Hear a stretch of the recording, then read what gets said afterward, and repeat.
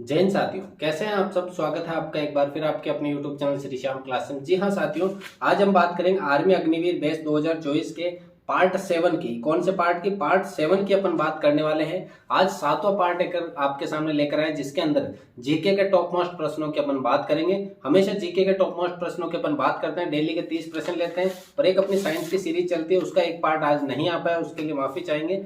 होली के कार्यक्रम में थोड़ा बिजी होने की वजह से वो शेड्यूल नहीं आया, लेकिन कल उसका जरूर पार्ट आ जाएगा। देखिएगा, पहले प्रश्न की तरफ बढ़े। श्री हरिकोटा किस राज्य में स्थित है? श्री हरिकोटा से क्या होता है, आपके जो जितने भी रॉकेट वगैरह इनका लॉन्चिंग होता है, तो कौन सी जगह पर यह स्थित है? श्री हरिकोटा आपके आंध्र प्रदेश राज्य में स्थित है। देखिए, प्रश्नों का जिन प्रश्नों पर अपन को गौर करना होगा उन पर गौर किया जाएगा, और जिन प्रश्नों का आपको सीधा जवाब देना होता है, जो बार बार आ रहे हैं अपने एग्जाम में, जो पीछे रिपीट हो रहे हैं कुछ क्वेश्चन, उनको आपके सामने सीधा सीधा प्रस्तुत किया जाएगा। जैसे कि रानी की बाव बावड़ी जो 100 रुपए के नोट पर स्थित है, 100 रुपए के नोट पर स्थित है, उसका चित्रित किया गया, किस राज्य में है? 100 रुपए का जो नोट है उसके ऊपर रानी की बाव बावड़ी है। वो रानी की बाव जो बावड़ी है वो आपके यूनेस्को में भी शामिल है, यूनेस्को की धरोहर जो है उसमें भी शामिल किया गया, और ये आपके गुजरात राज्य में स्थित है। अगला, ग्रैंड मास्टर जो शब्द है किस खेल से संबंधित है? ग्रैंड मास्टर जो खेल है वो किस खेल से संबंधित है? ये शब्द आपके शतरंज में लिया जाता है। जो अच्छा खेलते हैं उनको ग्रैंड मास्टर कहा जाता है, टूर्नामेंट होती है। सरदार सरोवर परियोजना किस नदी पर स्थित है? सरदार सरोवर परियोजना कौन सी नदी के तट पर स्थित है? यह आपके नर्मदा नदी के तट पर स्थित है। नेक्स्ट प्रश्न है, महात्मा गांधी द्वारा प्रकाशित पत्रिका का क्या नाम है? महात्मा गांधी ने एक पत्रिका प्रकाशित करी थी, साप्ताहिक पत्रिका होती, उसका नाम कौन सा हो जाएगा? आप वीडियो को पॉज करके उत्तर देते रहिएगा, लास्ट में मिलेगी कि अपने 30 में से कितने प्रश्न सही हो रहे हैं। अगर आपके 20 प्लस सही हो रहे हैं, क्योंकि ये प्रश्न वो है जो पिछली परीक्षा में आए गए हैं, पिछली परीक्षा में आए हुए ही प्रश्न लिए अपन ने, एक भी प्रश्न ऐसा नहीं है जो अपन ने नया उठाया हो, क्योंकि बार बार प्रश्न क्या हो रहे हैं सॉरी रिपीट हो रहे हैं, बार बार प्रश्न क्या हो रहे हैं, रिपीट हो रहे हैं, वही प्रश्न अपन ने लिए हैं। तो ये कौन सा हो जाएगा आपके? Young India. कौन सा हो जाएगा? Young India. अगला, अर्थशास्त्र किसने लिखा था? अर्थशास्त्र की जो बुक है वो किसने लिखी है? वो आपके लिखी है चाणक्य ने। किसने? चाणक्य ने। अगला है, राष्ट्रीय एरोनॉटिकल लेबोरेटरी कहां पर स्थित है? राष्ट्रीय एरोनॉटिकल लेबोरेटरी कौन सी जगह में स्थित है? सॉरी, हैदराबाद, बेंगलोर, कोलकाता या फिर दिल्ली? तो ये कौन सी जगह में स्थित है? आपके दिल्ली में स्थित है। नेक्स्ट प्रश्न की ओर बढ़े। इनमें से कौन से राज्य की स्थल सीमा तमिलनाडु से नहीं लगती है? तमिलनाडु देखा होगा आपने, बिल्कुल नीचे की तरफ स्थित है, तमिलनाडु है, यहाँ पे केरल है, कर्नाटक। तो ये जो तेलंगाना राज्य है, इनके और तमिलनाडु के बीच में आंध्र प्रदेश आ जाता है। कौन सा प्रदेश आ जाएगा? आंध्र प्रदेश। तो इन दोनों की सीमा जो है तेलंगाना की तमिलनाडु से नहीं मिल पाती है, बाकी सब क्या होंगे? आपस में मिल जाएंगे। सिखों के 10वें और अंतिम गुरु कौन से? सिखों के 10वें गुरु कौन थे? ये प्रश्न बार बार रिपीटेड प्रश्न है, या तो फर्स्ट गुरु के बारे में पूछा जाता है या 10वें गुरु के। तो 10वें गुरु कौन हो जाएंगे? गुरु गोविंद सिंह। कौन हो जाएंगे? गुरु गोविंद सिंह। अगला, भारतीय राष्ट्रीय सेना INA इंडियन नेशनल सेना आर्मी कौन बनाए थे? उसके संस्थापक कौन थे? देखिए, वैसे मोहन सिंह का संस्थापक है, लेकिन उसके बाद में उत्तराधिकारी जो इनको बनाया गया तो सुभाष चंद्र बोस को बनाया गया था। सुभाष चंद्र बोस यहाँ ऑप्शन है, तो सुभाष चंद्र बोस को क्या बनाया गया था? संस्थापक।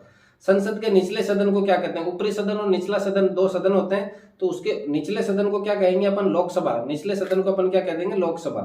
अगला, एक पेड़ की उम्र का पता कैसे लगाया जा सकता है? एक पेड़ होता है, उसकी उम्र कितनी है? पेड़ की उम्र कितनी है, कितने वर्ष पुराना है, कितने वर्ष पुराना नहीं है, उसके बारे में एक कार्बन 14 पद्धति आती है, C14। कार्बन 14 पद्धति, उसे फॉसिल डेंटिंग पद्धति कहते हैं। कौन सी? फॉसिल डेंटिंग पद्धति, उसे फॉसिल डेंटिंग पद्धति कहा जाता है। कार्बन 14 है ये। इसके द्वारा पेड़ों की उम्र का पता लगाया जाता है। उस पेड़ के तने में उपस्थित वार्षिक छल्लों से एक वर्ष में एक छल्ला बनता है, एक वर्ष में एक छल्ला बनता है, तो उसमें जो उपस्थित है उस छल्ले के बारे में पता किया जाता है कि कितने छल्ले उसमें बने हुए हैं, उसके हिसाब से इसकी उम्र के बारे में पता किया जाता है। तो ऑप्शन नंबर हो जाएगा B। नेक्स्ट प्रश्न है, निम्नलिखित में से क्रिकेट से संबंधित कौन है? क्रिकेट से संबंधित आपके कौन हो जाएगा?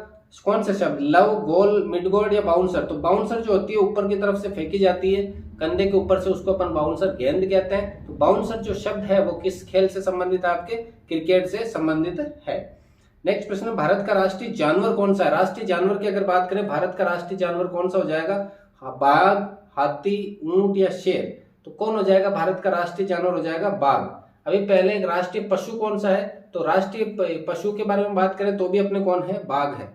अगला, आगरा में ताजमहल बनवाने वाला राजा कौन सा था? शाहजहां ने। किसकी याद में बनवाया था? मुमताज की याद में ये ताजमहल बनवाया था। यहां पर अगर मैं सवाल पूछूं आपसे तो आपको जवाब देना है एक सवाल का कि ताजमहल जो है आगरा का, उसके पास से कौन सी नदी निकलती है, या फिर ये जो आगरा सिटी है, आगरा सिटी जो है वो कौन सी नदी के किनारे है? नदी निकल रही है, उसके आगे की तरफ आगरा बना हुआ है, ये जो किला है ताजमहल का।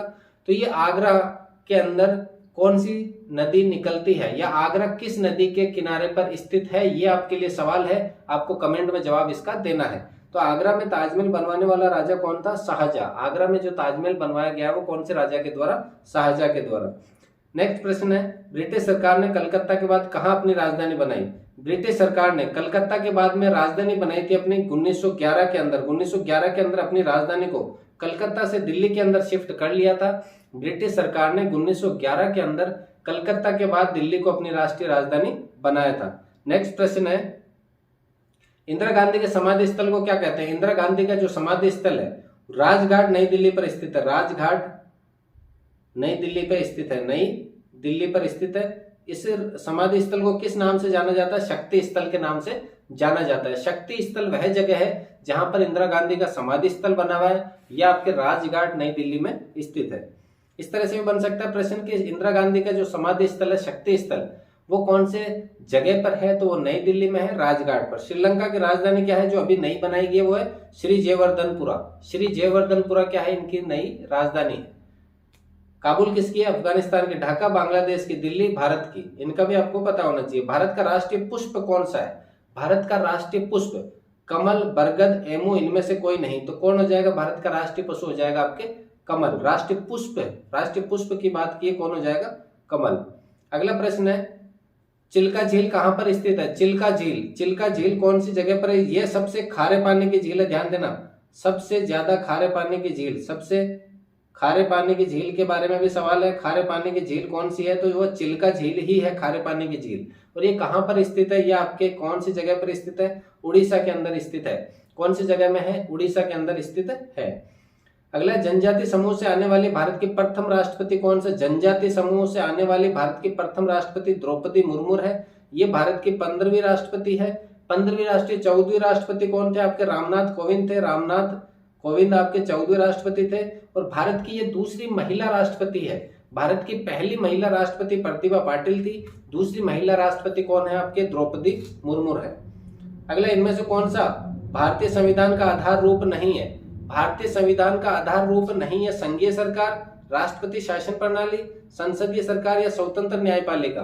देखिएगा, प्रश्न संख्या जो 22 है इसका जवाब आपको कमेंट में देना है। और कमेंट में जिसका राइट आंसर होगा उसके कमेंट को पिन अप किया जाएगा, सबसे ऊपर ही ऊपर उसको रखा जाएगा। तो इसका जवाब आपको जवाब कमेंट में देना है कि भारतीय संविधान का आधार रूप कौन सा नहीं है? संघीय सरकार, राष्ट्रपति शासन प्रणाली, संसदीय सरकार या स्वतंत्र न्यायपालिका, कौन सा नहीं होगा? तो यहाँ पर इसका जवाब आपको क्या करना है? कमेंट बॉक्स में देना है। अगला, विश्व का सबसे बड़ा पक्षी कौन सा है? विश्व का सबसे बड़ा पक्षी कौन सा हो जाएगा? आपके शतुरमुर्ग। कौन सा पक्षी है ये?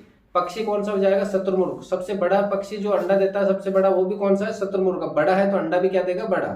भारत और पाकिस्तान के मध्य ताशकंद समझौता कब हुआ था? भारत और पाकिस्तान के मध्य ताशकंद समझौता कब हुआ था? 1966 के अंदर ताशकंद समझौता हुआ था।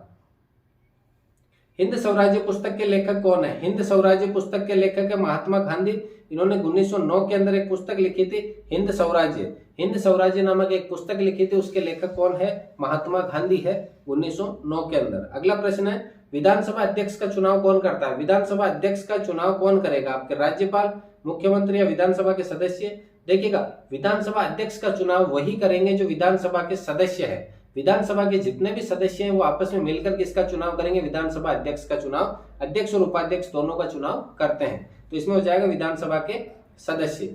नेक्स्ट प्रश्न है, भारत का सर्वोच्च नागरिक पुरस्कार है। भारत के अंदर एक तो होता है वीरता का सर्वोच्च नागरिक पुरस्कार, जो वीरता के अंदर दिया जाता है वो परमवीर चक्र है। लेकिन अगर भारत का सर्वोच्च नागरिक पुरस्कार की बात करें तो वो आपके भारत रत्न है। कौन सा रत्न है? भारत रत्न 1954 के अंदर शुरू किया गया था। 1954 से ये शुरू किया गया है। नेक्स्ट प्रश्न है, प्रश्न संख्या 28, भारत का राष्ट्रीय खेल कौन सा है? हॉकी, कबड्डी, क्रिकेट या शतरंज? देखिएगा, क्रिकेट खेला बहुत जाता है लेकिन भारत का राष्ट्रीय खेल है हॉकी है। जब भारत ने कॉमनवेल्थ जो आपके ये अपने ओलंपिक होते हैं उसके अंदर लगातार अपने ये गोल्ड मेडल जीत रही थी, जब हॉकी की टीम मेजर ध्यानचंद के तत्वाधान में, तब भारत में हॉकी का जो खेल है वो चरम पर सीमा पर था, 7वें आसमान पर था। तब भारत का राष्ट्रीय खेल घोषित किया गया था इसको, हॉकी को। अगला प्रश्न, भारत में कुल कितने केंद्र शासित प्रदेश है? देखिएगा, केंद्र शासित प्रदेशों की बात करें तो पहले नंबर पर है दिल्ली। कौन सा हो जाएगा? दिल्ली। नेक्स्ट है आपके JNK, जम्मू एंड कश्मीर। अगला है आपके लद्दाख। कौन सा हो जाएगा? लद्दाख। 3 हो गए। अगला है आपके अंडमान एंड निकोबार, अंडमान एंड निकोबार। 4 हो गए।